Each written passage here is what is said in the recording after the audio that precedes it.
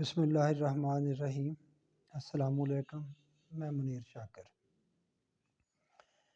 میں ذرا تھوڑا سا آپ کے سامنے دو حضرات کا تقابلی جائزہ رکھنا چاہتا ہوں۔ ان کے اپنے اقتباسات سے، ان کی اپنی کتابوں کے اقتباسات سے یہ بات آپ پرکھ لیں۔ گو یہ بڑی تھوڑی سی بات ہوتی ہے، اس سے اندازہ تو اتنا نہیں ہے، لیکن کچھ نہ کچھ اندازہ ہو۔ جو ایک مثال بنی ہوئی ہے، دیگ سے ایک چاول کو چکھنا سے پتہ چل جاتا ہے کہ دیگ کا ذائقہ کیا ہے۔ تو اس کے لیے یہ دو صاحب ہیں، ایک امام مودودی سید ابو الاعلیٰ مودودی صاحب، اور دوسرے ہیں یہ علامہ غلام احمد پرویز صاحب۔ یہ ہم عصری ہیں ایک طرح سے، اور ان کا آپس میں بہت تکرار تھا آپس میں، کیا جو بھی کہہ لیں آپ، متضاد ایک دوسرے کے یہ دونوں صاحب تھے۔ اور جو پرویز صاحب ہیں، یہ عام معاشرے میں ایک تو جانتے نہیں ہیں لوگ، زیادہ نہیں جانتے۔ جو جانتے ہیں وہ یار منکر حدیث، یہ تو حدیثوں کو نہیں مانتا ہے۔ اتنا خلاف پراپوگنڈا کیا گیا، خاص کر ان امام مودودی صاحب کی طرف سے، جماعت اسلامی کی طرف سے، یا دوسرے علماء کرام کی طرف سے، کہ یہ اس کا نام آتے ہی یہ ہوتا ہے کہ یہ تو منکر حدیث ہے، جی چھوڑے یہ روایات، تو حدیثوں کو ہی نہیں مانتا، نبی کے قول کو ہی نہیں مانتا، یہ وہ الگ بات ہے۔ میں دونوں کی باتیں یہ منکر حدیث کے حوالے سے آپ نے ذرا سامنے رکھنی ہے، تو یہ دونوں کے اقتباس میں تھوڑے تھوڑے آپ کے سامنے رکھ دیتا ہوں، آپ ذرا ان کا بغور کر لیں۔ مجھے قول یاد آ گیا امام مودودی صاحب کا، فرماتے ہیں کہ مطلب جتنی مخالفت دین کی یا عالم کی یا ہماری دوسروں غیر مسلمانوں نے نہیں کی جتنی مسلمانوں نے کی، تو وہی کام خود بھی کیا۔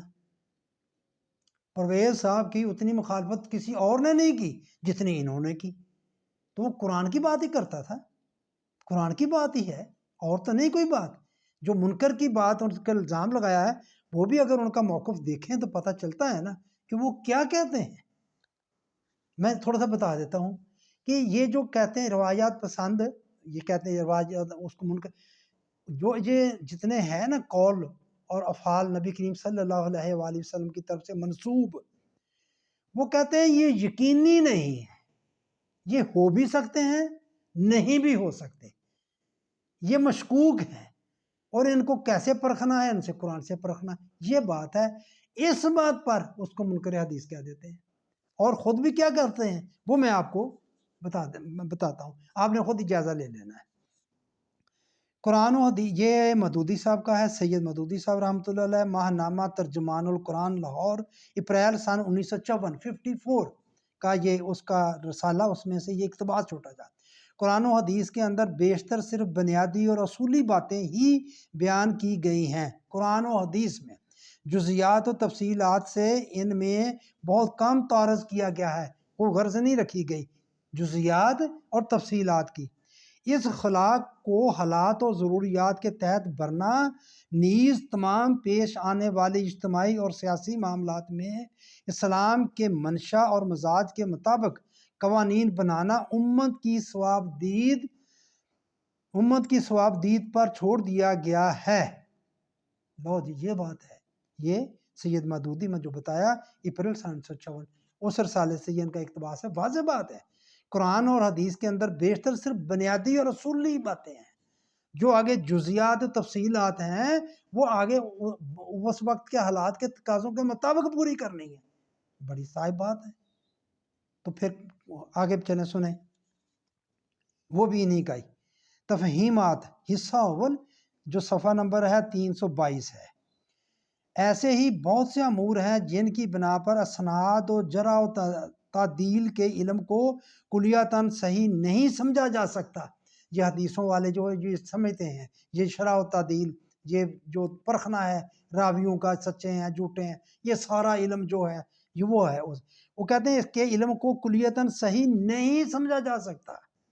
یہ مواد جو روایات، یہ مواد اس حد تک قابل اعتماد ضرور ہے کہ سنت نبوی اور آثار صحابہ کی تحقیق میں اس سے مدد لی جائے اور اس کا مناسب لحاظ کیا جائے، مگر اسے قابل نہیں کہ بالکل اسی پر اعتماد کر لیا جائے۔ یہ سید مودودی صاحب کہہ رہے ہیں۔ تفہیمات حصہ اول صفحہ 322۔ اس قابل نہیں کہ اس پر کلیتاً اعتماد کر لیا جائے۔ اس سے آپ کو تاریخ پتہ چل جائے گی، ان کے حوال کا اندازہ ہو جائے گا، اور جو جزیات ہیں انہوں نے طے کی تھی، جو تفصیلات ہیں اس کی، ایک تو انہوں نے تعارض برتا، دوسرا اگر تھیں تو وہ بعد میں جزیات پھر دوسروں نے بھی طے کرنی ہے۔ جیسے جہاد ہے، انہوں نے جس طرح جہاد کیا، جہاد فرض ہے، جہاد کرنا ہے، انہوں نے جس طرح کیا، کیا ہم اسی طرح ہی کریں تو جہاد ہوگا؟ غور کرنا ذرا اس بات پر۔ انصاف کیا، انصاف کرنا، یہ دلو حکم ہے انصاف کرو، انہوں نے انصاف کیا، ہم نے بھی انصاف کیا۔ جس طرح وہ کرتے تھے مسجد میں بیٹھ کر، اسی طرح ماما لے کر، اسی طرح ڈنڈا ہاتھ میں پکڑ کے، یہ اس طرح اب کریں گے؟ اب تو ڈالتے ہیں، کیا یہ انصاف نہیں ہو سکتا؟ انصاف کرنا ہے میرے بھائیوں۔ یہ پھر آگے جزیات تفصیلات تبدیل ہو گئی نا۔ آگے جی پرویز صاحب کا، اب ان کا آپ نے سن لیا پہلے دو، اب یہ پرویز صاحب کا، حدیثوں کا کوئی مجموعہ دین نہیں بن سکتا، یہ پرویز صاحب کہتے ہیں، جنہیں منکر حدیث کہتے ہیں۔ البتہ وہ ہمارے اسلاف کی علمی کوششوں کا نتیجہ ہے، اور ہم اس متاع کے وارث ہیں۔ ہم ان علمی کوششوں کے ذریعہ اس دور کے متعلق بہت کچھ معلومات حاصل کر سکتے ہیں۔ یہ تو سمجھے ایک طرح سے نقل ہی ہو رہی ہے مودودی صاحب کی، ان کا بھی یہی عقیدہ ہے۔ حدیثوں کی اس افادی حیثیت سے نہ مجھے کبھی انکار تھا اور نہ انکار ہو سکتا ہے۔ یہ پرویز صاحب مقام حدیث ان کی کتاب ہے، صفحہ میں نے نہیں لکھا، وہ اس سے ایک اقتباس ہے، یہ لیا ہوا۔ کوئی مجموعہ، حدیثوں کا کوئی بھی مجموعہ جو ہے وہ دین نہیں بن سکتا۔ یہ پرویز صاحب کا۔ آگے پھر پرویز صاحب کا یہ اللہ اور رسول کی اطاعت سے مراد اپنے اپنے طور پر قرآن و احادیث کی اطاعت نہیں۔ اللہ رسول کی اطاعت سے مراد، اطیع اللہ و اطیع رسول کہتے ہیں، ہم اطیع اللہ سے قرآن کی اطاعت لیتے ہیں، اطیع رسول سے روایات کی اطاعت لیتے ہیں، سے مراد اپنے اپنے طور پر قرآن اور احادیث کی اطاعت نہیں، بلکہ اس نظام خدا بندی کی سینٹرل اتھارٹی جو نظام ہے خلافت کا مرکز کی اطاعت ہے، جو احکام خدا بندی کی تنفیذ کے لیے قائم ہے۔ وہ مرکز، وہ حکومت جس نے اللہ تعالیٰ کے احکامات کو نافذ کرنا ہے، اس کی اطاعت جو ہے، اس کو وہ کہہ رہے ہیں یہ اطیع اللہ، اور یہ اللہ رسول، اطیع اللہ و رسول کہتے ہیں۔ یہاں یہ اس اقتباس میں یہ بات ہے، اللہ رسول کی اطاعت سے مراد اپنے اپنے طور پر قرآن و حدیث کی اطاعت نہیں، بلکہ اس نظام کی اطاعت ہے۔ یہ اس کا کام ہے کہ دیکھے کہ ان احکام کی اطاعت کس طرح کرائی جا سکتی ہے۔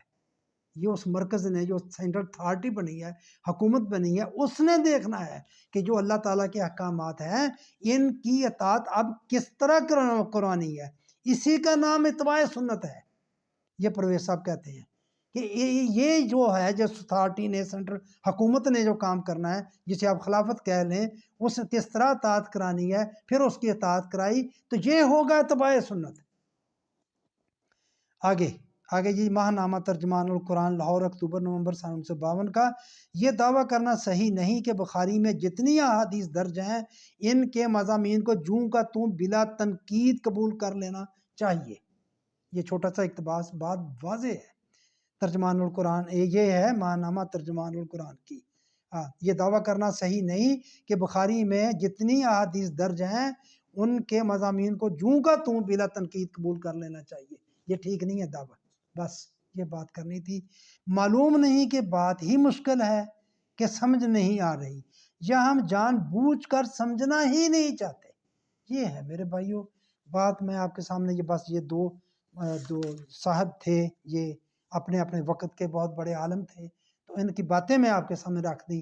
فرق آپ دیکھ لیں، ایک پر منکر حدیث کا الزام ہے اور دوسرے کو امام ہے، وہ کہہ رہے ہیں کہ یہ امام ظاہر ہے اپنے فالور کو جو ہوتے ہیں وہ تو اپنے قائد کو سب اس طرح ہی بڑا ہی بناتے ہیں، پر اتنا بھی نہیں یار، کچھ تو خیال کرنا چاہیے۔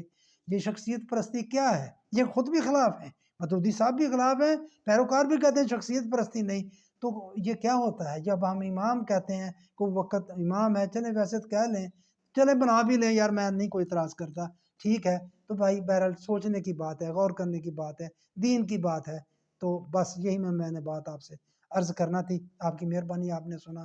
باقی التماس آپ چینل کو سبسکرائب کر دیا کریں, لائک کیا کریں, شیئر کر دیا کریں, کمنٹس کیا کریں. آپ کی مہربانی.